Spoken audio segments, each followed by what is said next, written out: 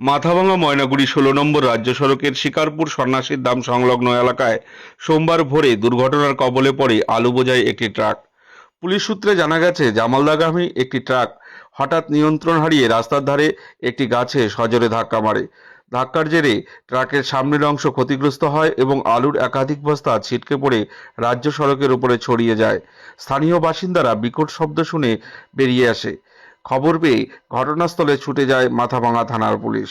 Police পৌঁছে উদ্ধার কাজ শুরু করে রাস্তার উপর ছড়িয়ে থাকা আলুর বস্তা সরানো হয় বলে জানা যায়। প্রাথমিকভাবে জানা যায়, দুর্ঘটনায় বড় ধরনের কোনো হতাহতের ঘটনা ঘটেনি। ঠিক কী কারণে ট্রাকটি নিয়ন্ত্রণে হারায় তা খতিয়ে দেখছে পুলিশ।